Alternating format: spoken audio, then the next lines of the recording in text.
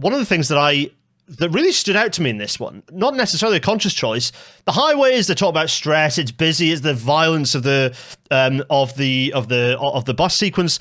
The station they go into, the subway station, is immaculate and spectacular. It's a really nice subway station.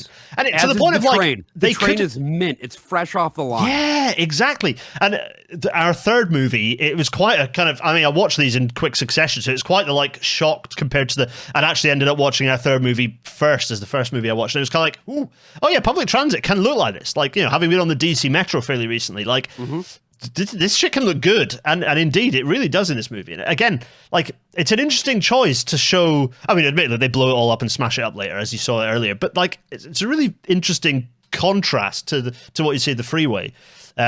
Josh, so what are your thoughts when you step back and think, what does it represent about your US kind of movement culture and car culture or transport culture? What are the things that jump out to you for this one? Well, I think that the choice to make the bus the thing going really fast is a work of deliberate irony. Yeah. I think that when Americans think about the bus, it is always positioned as the worst thing you could ever possibly be on. I think that's also why you get the line about I find it very relaxing. It's why Sandra Bullock is so upset to have to be on the bus.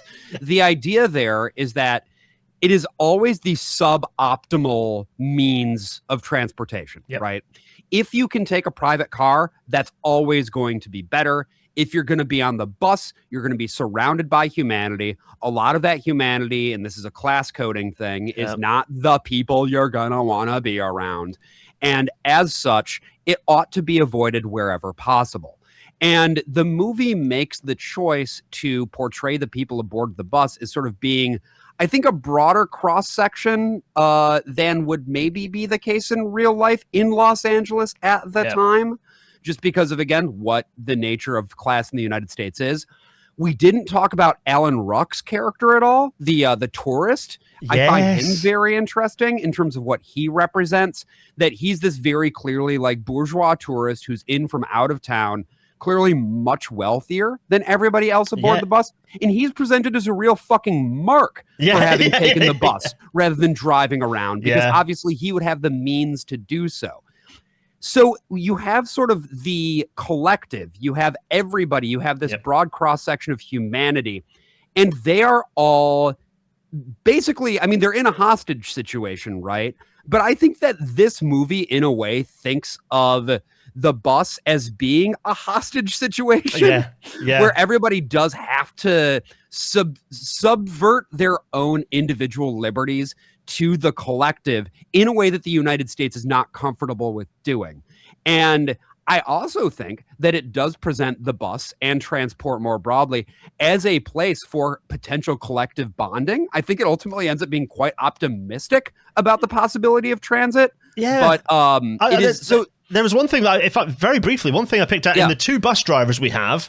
Right. I won't say what happens to both of them, but there are two bus drivers, both of them shown as being loved community characters, which I think is an interesting thing to pick out in a film that, as you say, is generally kind of painting kind of hostile view of a cynical view of public transport. To pick out these both bus drivers shown as wholesome characters. Also, another, the engineer of the train later, I won't say what happens to him, but what happens to him is also shown as being evil. It's not just a throwaway. I think the way that's filmed is very much, look at this innocent and good person having been set up with drivers of public transport, and the way that person is dispatched is to really, because up to that point, you're kind of like, okay, the bad guy is kind of bad, but it really just reminds you, this is a really bad guy, and therefore what you're about to see happen to him is deserved. It is interesting, that view of those of those public service characters is quite interesting.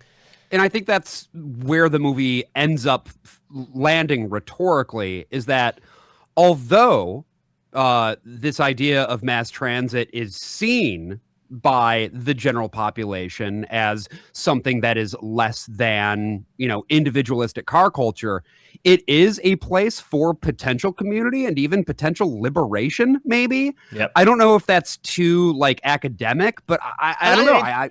I think whether it stumbles into it or not, and I don't think it is stumbling into it, it's trying to tell us something a little bit optimistic about, where, again, it comes back to the thing I said right at the start, is that it's showing this transition in Los Angeles. Mm-hmm. I don't think it's a coincidence that they show metro under construction and this brand new station, and the idea that actually maybe there is a future for this way of bringing ourselves together and moving around.